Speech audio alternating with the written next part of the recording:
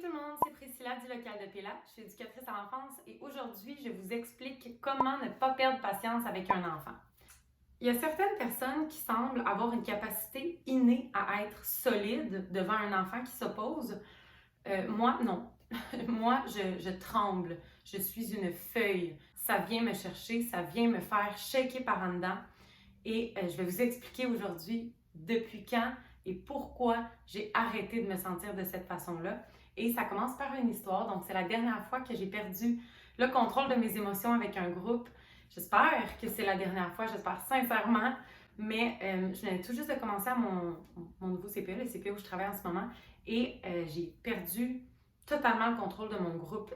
Les enfants étaient désorganisés. Je pense que j'étais en train de lire une histoire et les enfants se bousculaient, ils parlaient, ils n'écoutaient pas, ils prenaient mon livre des mains. À chaque intervention qui ne fonctionnait pas, je me disais « Oh, je suis pas bonne, je suis pas capable, ils sont en train de se désorganiser, je ne sais pas quoi faire. » Et je paniquais jusqu'au moment où j'ai fait ce que je redoutais le plus et ce que probablement la plupart d'entre vous redoutent le plus, demander de l'aide. J'ai appelé ma directrice à l'intercom, je lui ai dit « Viens-t'en tout de suite, j'ai besoin d'aide. » Quand elle est rentrée, elle me dit « Va-t'en, je vais reprendre le contrôle du groupe, va respirer. » Puis en sortant du local, je me souviens quand j'ai marché jusqu'au vestiaire, je suis fondue en larmes parce que je me sentais poche, je me sentais incompétente.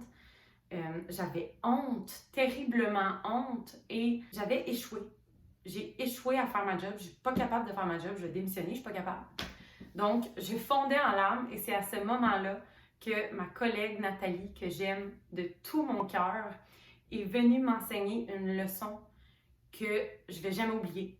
Et elle m'a enseigné à être un arbre.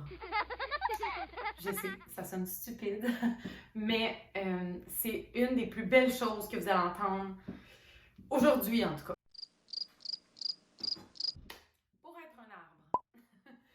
En fait, quand vous sentez qu'un enfant va venir vous chercher vos émotions, vous mettez les deux pieds par terre et vous imaginez littéralement, vraiment, des vraies racines vous sortir des pieds, de la plante des pieds, des orteils, des talons et vous vous enracinez comme un arbre dans le plancher.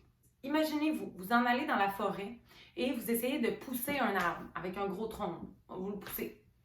Il ne tombera pas. Vous allez peut-être essayer 2-3 fois avant de vraiment comprendre, OK, non, même si je pousse 52 fois, il ne tombera pas. C'est la même chose pour les enfants. Les enfants ne sont pas niaiseux. Ils vont comprendre que s'ils veulent venir vous ébranler, mais que vous êtes solide comme un gros arbre, vous ne tomberez pas.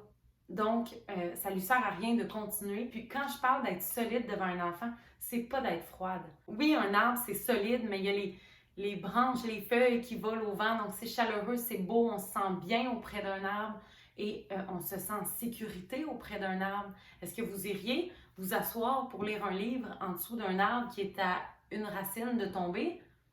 Pas vraiment, c'est insécurisant.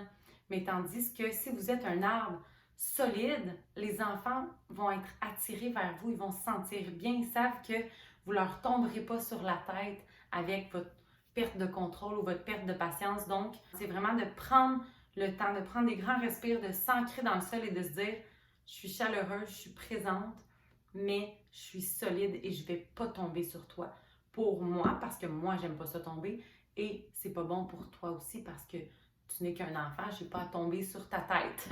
Et vous pouvez l'appliquer au CPE avec les enfants de votre groupe, mais aussi avec vos propres enfants, avec votre chum, votre blonde, vos amis, votre famille, vos parents, peu importe. Vous allez vous sentir mieux dans vos relations et les autres vont être attirés vers vous parce que vous êtes une personne sécurisante. C'était l'enseignement d'être un arbre.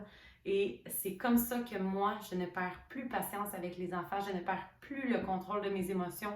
Et si ça devait m'arriver, je vous garantis que je vais demander de l'aide avant de me rendre là parce que ce n'est pas un échec de demander de l'aide.